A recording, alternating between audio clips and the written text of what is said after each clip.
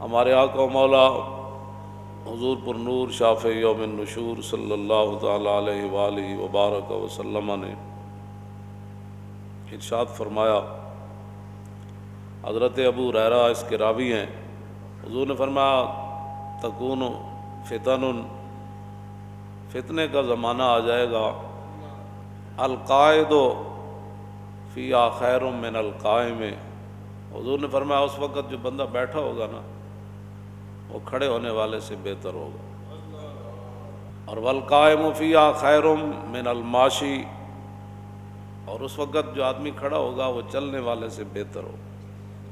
اور والماشی فیہا خیر من الساعی، حضور نے فرمایا اس وقت جو چل رہا ہوگا وہ بہتر ہوگا اس سے جو دوڑ رہا ہوگا۔ حضور نے فرمایا جو ان فتنوں کی طرف جھانکے گا نا وہ فتنے اسے پکڑ لیں گے، مانا یہ ہے کہ ان سے دور رہنا ہے۔ اور آگے میرے آقا و مولا صلی اللہ علیہ وسلم نے فرمایا فمن وجد ملجا او معاذا فلیعوذ بہ، جب یہ حالات بن جائیں گے تو حضور نے فرمایا جس کو جہاں بھی کوئی پناہ ملے نا،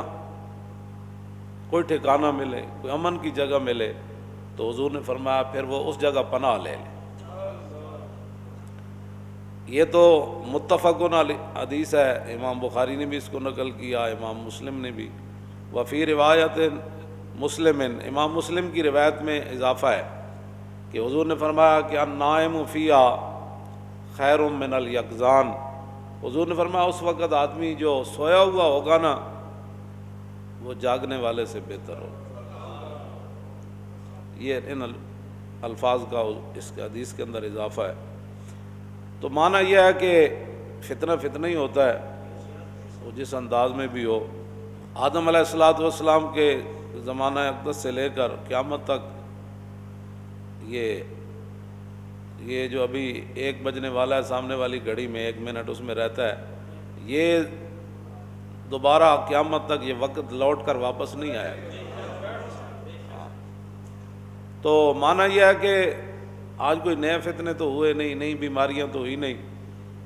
لیکن حضور نے فرمایا نا کہ اس طرح فتنے یکدم بندہ مفتون نہیں ہوتا، فتنوں میں مبتلا۔ تورد الفتن علی القلوب کالحصیر عودا عودا، حضور نے فرمایا جس طرح یہ چٹائی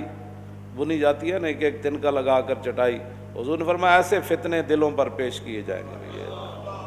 ایسے فتنے پیش کیے جائیں گے۔ اور میرے آقا نے فرمایا کہ جو ان فتنوں کو قبول کرے گا تو نکتت فیہ نکتۃ سودا، پھر جیسے جیسے وہ فتنوں کو قبول کرے گا اس کے دلوں پر سیاہ نقطے پڑنا شروع ہو جائے گا، اور اگر وہ دل انکار کر دے، حضور نے فرمایا انکار کر دے کہ مجھے سے کیا غرض ہے، اور جی فلاں آیا کر رہے ہو، فلاں آیا کر رہے ہو، تو انہوں نہیں پتہ زمانہ کدھر چلا گیا، انہوں نے کہا جاؤ ہے زمانہ جدھر بھی جاوے تو بخدا خدا کا یہی ہے۔ حضور نے میرے آقا نے فرما دیا، بات ختم ہے۔ تو حضور نے یہ بات فرما دی۔ حضرت عمران بن حسین، صاد کے ساتھ یہ حسین ہے، سین کے ساتھ نہیں، یہ صحابی ہے، تو ان کے سامنے ذکر ہوا کہ حیا بڑی اچھی چیز ہے، تو ایک آدمی کہنے لگا کہ بعض حیات بزدلی کی وجہ سے ہوتے ہیں، بندہ حیادار نہیں ہوتا، ڈرتا ہے۔ تو آپ جلال میں آ گئے، فرمایا جب رسول اللہ نے فرما دیا الحیاء خیر کلہ، حضور نے فرمایا حیا جس صورت میں بھی ہو وہ خیر ہی خیر ہے، تو یہ کیا بات کر رہا ہے، تو اپنی طرف سے یہ 2 باتیں کیوں کر رہا ہے کہ بھائی ایک حیا ایسے ہوتا ہے، بس حضور نے فرما دیا حیا بہتر ہی بہتر۔ تو پھر آدمی آہستہ آہستہ پھر جب ایسی باتیں سوچتا ہے، تو جو میں یہ بات ہمیشہ کرتا ہوں، میں نے تو نہیں پڑھا کہ صحابہ نے بیٹھ کر پھر حضور کے علم کو تولا ہو، ہاں جی، پھر حضور کے معراج شریف پر آنے جانے پر بیٹھ کر کتابیں لکھی ہوں، باتیں کی ہوں، پھر یہ کہا ہو کہ یہاں سے حضور سنتے ہیں تو یہاں نہیں سنتے۔ تو جب انہوں نے حد ہی کر دی تو اس کے بعد تو بعد میں پھر لوگ آ گئے، پھر لوگوں کو اپنے علم کا خمار چڑھا، کئیوں کو اپنے تقوی کے خمار چڑھے، کہ جب رسول اللہ کی اس زندگی مبارک جو ہے وہ ہمارے لیے نمونہ ہے، جس طرف سے بھی کوئی دیکھے گا نور ہی نور ہوگا۔ ہاں جی، جس طرف سے بھی وہ دیکھے گا وہ جناب اس کے لیے ہدایت ہی ہدایت ہوگی۔ تو جب رسول اللہ کی ظاہری حیات میں بہت سارے معاملات ہوئے، فاروق اعظم رضی اللہ تعالیٰ عنہ کے دور میں آگ ظاہر ہوئی، وہ بڑھنے لگی اس طرح، تو حضرت فاروق اعظم نے حضرت تمیم داری کو فرمایا جاؤ اس آگ کو روکو۔ تو کہا جی میں کیا کر سکتا ہوں؟ فرمایا تو ہی تو روک سکتا ہے اس کو۔ تو حضرت تمیم داری گئے، انہوں نے وہ سوٹا اٹھایا اور آگ کو ایسے آگے لگایا جیسے ریوڑ کو آگے لگایا جاتا ہے، اور آپ اس آگ کو ریوڑ کی طرح دھکیل کر لے گئے پیچھے۔ آپ کے ڈنڈے کو دیکھ کر آگ پیچھے مڑ گئی۔ تم آیا نہ ڈرتے ہو کیوں بد نصیبہ۔ تو آپ اس غار کو، اس آگ کو اکٹھا کر کے غار میں لے گئے اور غار کے اندر داخل کر کے باہر تشریف لائے۔ حضرت عمر فرماندے ہوندے سن، فرمایا جس نے تمیم داری نو ویکھیا اور جنہیں نہیں ویکھیا دونوں برابر نہیں ہو سکتے۔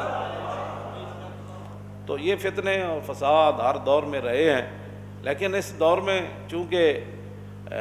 میڈیا اور یہ ایسی ایسی چیزیں لوگوں کے سامنے گھڑتا ہے، لوگوں کا اللہ رسول پر پتہ نہیں یقین کیوں اٹھ گیا ہے۔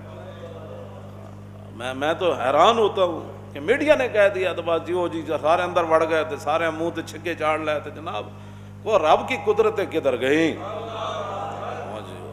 رسول اللہ نے جو فرمایا وہ کدھر گیا، اور حضور کا وہ دین کدھر گیا، وہ قرآن کدھر گیا، وہ شفا کدھر گئی، وہ رحمت کدھر گئی، وہ حضور کی مبارک دعائیں کدھر گئیں؟ ہاں جی، کہ تم اگر کسی مصیبت زدہ کو دیکھ کر یہ دعا پڑھ لو گے تو تمہیں وہ مصیبت نہیں لگے گی، وہ بیماری نہیں لگے گی۔ بس انہوں نے کہہ دیا تو بس ٹھیک ہے جناب، پوری قوم جناب مسجدیں بند کر دو، یہ کر دو، وقفے سے کھڑے ہو جاؤ۔ بھائی رب تو رب ہے۔